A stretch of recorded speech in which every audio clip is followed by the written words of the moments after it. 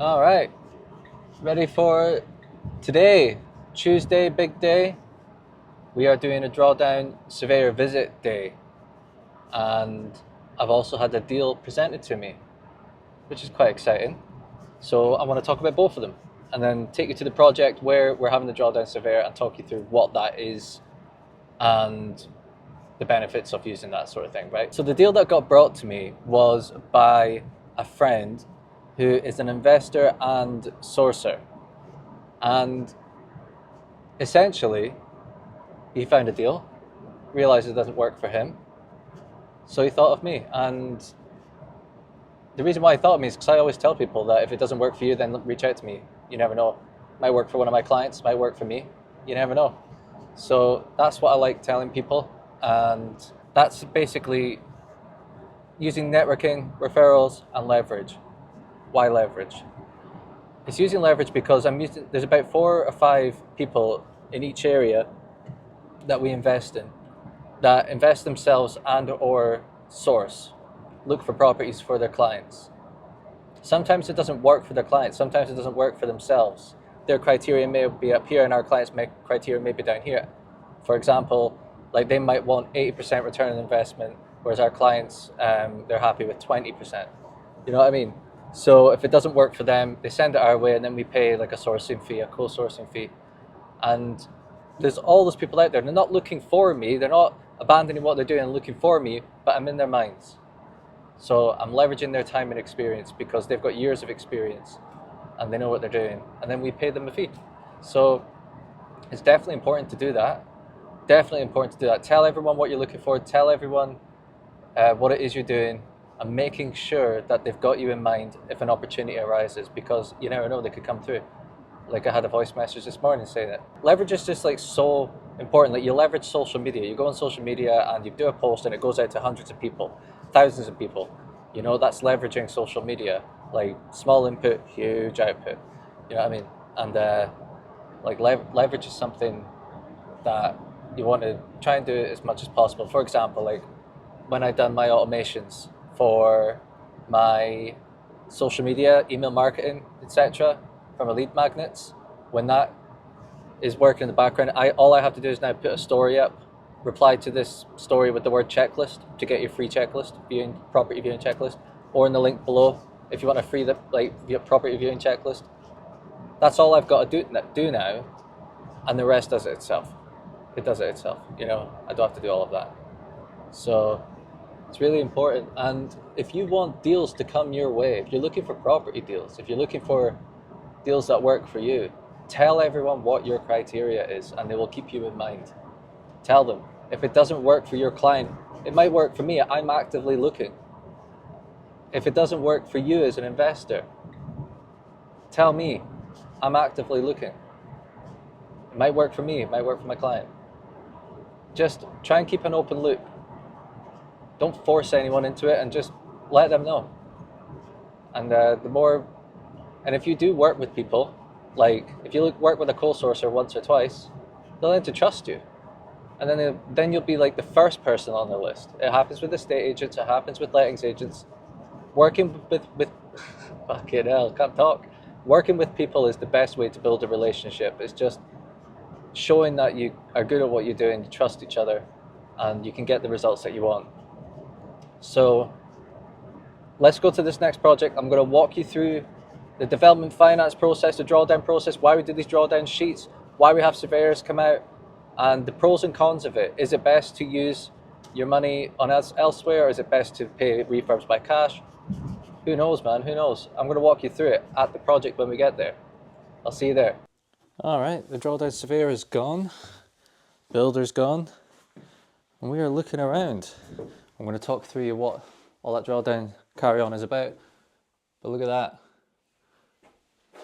Look at that. Helifix they've attached this wall to there and fixed it all up, stitched it all up. You can't see it, a lot of it's hidden, but they have put some ties in, as you can see. This had a lot of structural issues, this property. A lot of structural issues. There's where the old stairs were. Right, oh look at this, new steel as well. That steel is going all the way up to the tippy top. right, all the way up, and it weighs 1/4 of a ton. Good luck to the lads getting that up. But I'm going to take you up there, and I'm going to walk you through the drawdown process, drawdown surveyors, and why it's good and why it's not. Pros and cons. All right, we're all set up, ready to talk about it. So the development finance, the drawdown surveyor, what is that? So basically we get a bridging loan. It's called development finance. It's for the client gets it, the investor gets it, the owner of the property gets it. So basically they get the development finance because they don't have the capital for the refurb. If it's a refurb, it's about 140 to 200 grand plus for one of these. This one here is about over 200 grand, you know, especially after like a few of the structural problems. So yeah, like when it comes to getting the development finance, it's just the way to do it if you don't have the capital. But if you do have the capital, on like the newest HMO that we've done, I've done a tour last week, the link's in the description. On that one, the client's just paying for the refurb cash, you know, so they're paying for it cash. You don't have to get a development finance, you don't have to get the drawdown surveyor come up. It saves a lot of time, it saves money, and the deal turns out better. But if you did use cash, then basically what you would do is, well, what you would be forced to do is not use that cash to something else. So if you have like a lot of money, then that's fine. You can allocate funds to like another project and stuff. But if you don't have a lot of money and that's the last of your pot, then you're going to be stuck doing one project at a time. So let's say you purchase this property and then you fund it cash by renovation, then you're going to be all in on this one. You can't use any more ones. So the con of doing it cash, although you save money and it's a better deal in the end, you cannot use that capital that you would have used on another project. So you can only do it one at a time or two at a time, depending on how much money you have. All right, so you can't, you scale slower, but the deals are better.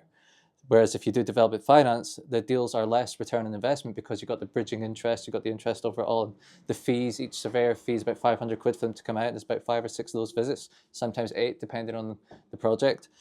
That, you know, that can cost, hang on, there we go, take off noise cancelling.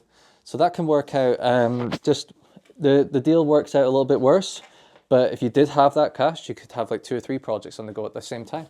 So you can scale faster if you leverage other people's money. Again, that's just leverage, like the mortgage leverage, like the bridging finances leverage. You're just leveraging other people's money and using your money on other projects, scaling faster.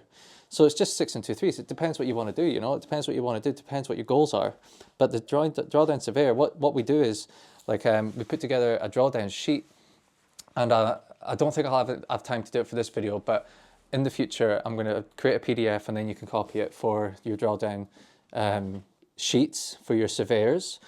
And essentially that's just an Excel spreadsheet or Google Sheets, and it has the deposit, all the columns, like all the categories, you know, like joinery, building works, plumbing, all that stuff, all that on the left, allocated funds to it, deposit paid by client, and then each drawdown column, and then you just take it from there. You know, like each drawdown you put, okay, the builder's invoice is, let's say 20 grand, spent 10 grand on this, 10 grand on this, you put that in the drawdown sheet, and then the surveyor comes out and he just has a wee look. He says, yeah, that's 20 grand's worth of work done. Okay, we'll pay you out, don't you worry about that. It usually takes up to 72 hours, so it's not too bad. Some people do it the same day, some take a wee while.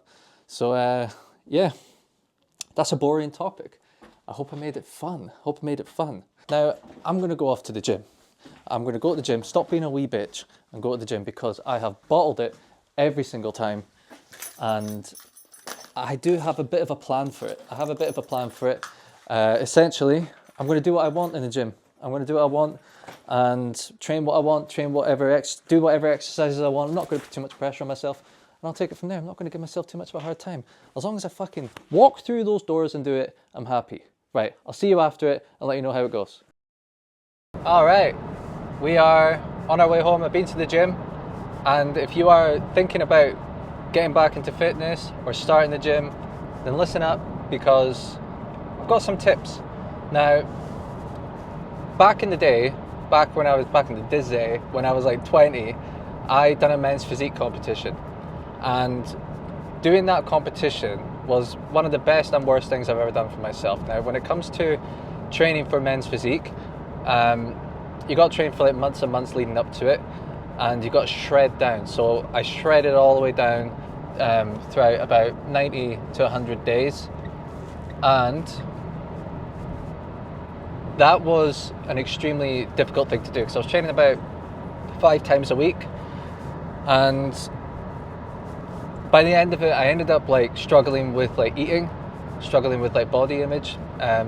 2 words for it: eating disorder, and another 2 words: body dysmorphia. So I went through a lot. It was too much for my wee brain to handle. I'd done the competition. Basically, the reason why I'd done the competition is because I had bad anxiety and I wanted to do something that helped me build evidence that I'm not like a victim to my anxiety. I can do things despite of it. So I'd done the competition, and after it, I didn't go to the gym. I hated the gym, hated everything to do with it. And ever since then, I've hated going to the gym, like doing weightlifting. So I decided enough was enough. How am I going to get back into the gym and enjoy it and stay like mentally okay? In the sense that I'm not going to get obsessed with it and go all in. So when it comes to the gym, the reason why I didn't go, and you might find this yourself, like the reason why I didn't go was because I could not be arsed like getting up and going out to the gym, like getting off the couch, putting my shoes on, getting changed or whatever, and then going to the gym. It was just something I could not be arsed doing. There was too many hurdles, too many barriers.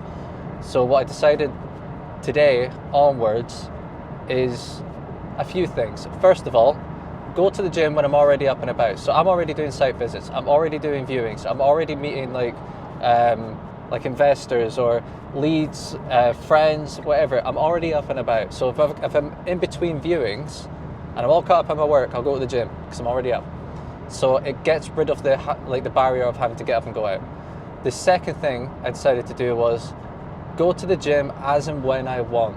Okay, I'm not saying I'm going 6 a.m. every day or 8 p.m. every day, or 1 p.m. every day. I'm not going set time every single day. Because of my lifestyle and because of my business, it's chaos. Anything can come up at any time. And I don't like the idea of having a fixed day. It just doesn't work for me. It works for a lot of people, but it just doesn't work for me. I don't like it. Because then it becomes something that I have to do and not want to do. What was the third one? The third one was, when I'm at the gym, I know I'm going to train, say, push. So that's chest, triceps, and shoulders. I know I'm going to train that. But I don't know what exercises I'm going to do, and I don't know what exercises in order I'm going to do them. Okay? I go in there, and if I'm like, I feel like doing like dumbbell chest press, I'll fucking do it. Like, I feel like doing cable fly, I want to do it. I feel like doing tricep push down, I want to do it. If I'm like, I don't want to do bench press, then I'll not do it. I'm still attacking the chest. I'm still training what I want to train, but I'm doing the exercises I feel like doing that day that I know I'll enjoy doing because I want to do them. Now, if you're sitting there and you're thinking, oh, you got to do the things that you don't want to do, and you got to do things that you've got to fucking like train the mind to enjoy it. You got to like, what I mean, like all of that David Goggins stuff. I love David Goggins. I love what he stands for, and I really enjoy his like content and everything that he says. But there's a time and a place. I apply that sort of mindset to my business and being an entrepreneur, and I really, really apply that there. But when it comes to the gym, it doesn't work for me. Trust me, I've tried it. It was a horrible experience. I went all in, and it was terrible. And speaking of going all in, don't be a sort of person that goes all in or nothing. So I'm an all in or nothing person when it comes to fitness, whether it's running, boxing, gym. You know what I mean? Like, I'm all or nothing. Problem is, I chose nothing for too long. I chose nothing. So I kept thinking to myself, if I have to go to the gym, I'm going to have to count my macros, and I'm going to have to record all my sets, plan on my workouts, maybe even get a PT, do all of these things, add all of these steps, talk myself out of it. So I chose nothing. Now, if I went to the gym 1 day a week, it's better than nothing. If I went 2 days a week, it's better than nothing. You know what I mean? Choosing nothing, having that net negative or net zero is pointless. You have a net zero result. You don't have to go all in on everything you fucking do because you can burn out and get sick of it. That's what I've noticed anyway. So, I don't know if that was motivational. I don't know if that helps you. But it's what works for me and my personality type and my lifestyle. I'm going to go to the gym as and when I like. I'm going to aim for about 3 or 4 times a week. Okay, I'm not going to be completely loose about it. But I'm going to go 3 or 4 times a week. I enjoyed it today. And I like that feeling of enjoying it because I didn't apply pressure to myself. I didn't get angry at myself or, get obsessed, go all in, buy all the shitey equipment and stuff, all the protein and all the fucking creatine and all that. That's another thing. You always think you have to buy all of that. Just fucking go to the gym. You know what I mean? So that's it. That's all I'm saying. A wee motivational talk. I don't know if it was motivational. I hope it was. Hope this video was somewhat informative. If you enjoyed it, subscribe, and I'll see you tomorrow.